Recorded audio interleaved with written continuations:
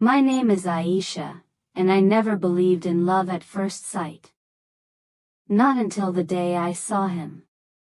It was a rainy afternoon, the kind where the sky looks like it's about to collapse under its own weight.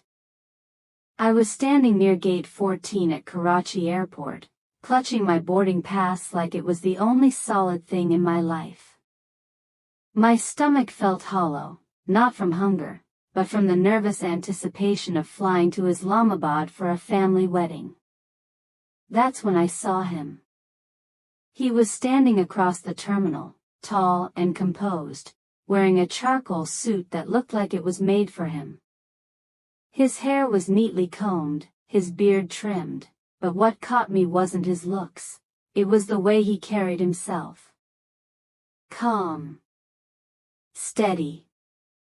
As if the chaos of the airport didn't exist for him. Our eyes met for a fraction of a second. I looked away quickly, embarrassed. But that moment stayed with me, like a seed planted in the corner of my heart. Fate has a strange way of working. Half an hour later, I found myself sitting next to him on the plane.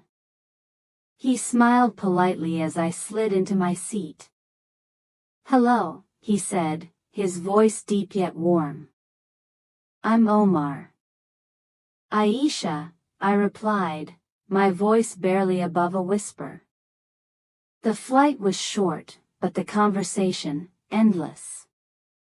We spoke about everything, my work as a freelance graphic designer, his job in Islamabad with a tech firm, our favorite books, the movies we grew up watching. He listened with an attentiveness I wasn't used to. No phone distractions, no half-hearted nods, just full presence. When the plane landed, we walked together to the baggage claim. Before leaving, he said, "I don't usually do this, but, can I have your number?" I gave it to him. My heart was already his. What started as polite text messages became long, late-night calls. We would talk until the battery in my phone begged for mercy. Sometimes we spoke about serious things, our dreams, our fears. Other times, we laughed over the silliest jokes. His voice became the soundtrack of my evenings. One night, he said, "Aisha, you feel like home." And I've never said that to anyone. I didn't reply right away. I couldn't. My chest felt too full. But when I finally spoke, I whispered, "You feel like home too." It took 3 months before we saw each other again in person. We met in Islamabad, in a quiet cafe hidden away from the noise of the main road. The moment I walked in, his eyes found mine, and the rest of the world blurred. Over coffee, he told me things he hadn't said over the phone, about his childhood, about his late father, about how he'd always felt responsible for his younger siblings. There was a maturity in him that made me feel safe. By the time we parted that evening, I knew. I wasn't just falling for him. I was already gone. That we never called it love out loud, but it was there in the way he asked if I had eaten, in the way I stayed up late just to hear about his day. It was there in the quiet silences that felt more intimate than words. One winter night, he told me, "If there's ever a day you feel like the world is too heavy, just call me. I'll carry some of it for you." And he meant it. Every time life was unkind, he was there, steady, patient, unshaken. It was a warm evening in April when everything shifted. Omar sounded tired on the phone. "Aisha. I had some tests done." My chest tightened. "What tests?" He hesitated. "The doctor found something. They think it might be serious." The word "serious" echoed in my mind like an alarm bell. A week later, he told me the truth: stage 4 cancer. Aggressive. The doctors didn't sound hopeful. I remember sitting on my bed after that call, my phone still in my hand, my heart pounding so hard it hurt. It felt like the air had been sucked out of the room. The months that followed were both beautiful and cruel. I visited him in Islamabad as often as I could.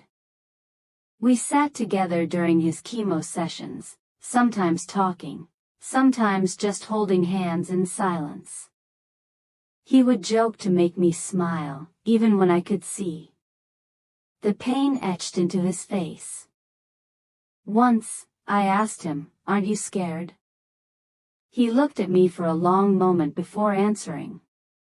"I'm not scared of leaving, Aisha. I'm scared of leaving you." It was September. I was in Karachi when his sister called.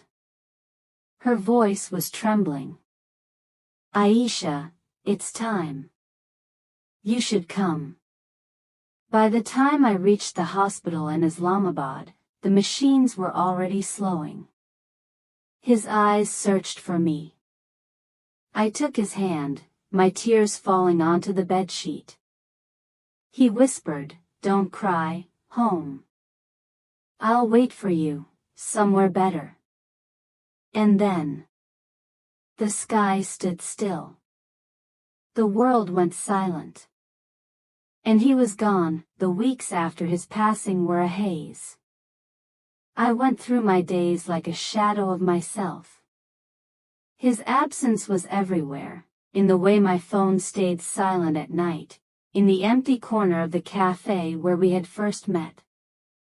Sometimes I would scroll through our old messages, hearing his voice in my mind.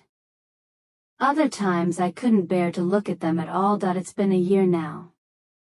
I still think of him every day, not with the sharp pain of loss, but with the gentle ache of love that doesn't end just because someone is gone. Omar taught me what it means to love without holding back. He taught me that even the shortest chapters can change your whole book. And so, I carry him forward, not as a wound, but as a part of me. The man who felt like home. The man who still does that. If this story touched your heart, don't forget to like, comment and share. For more emotional and inspiring story, subscribe this channel.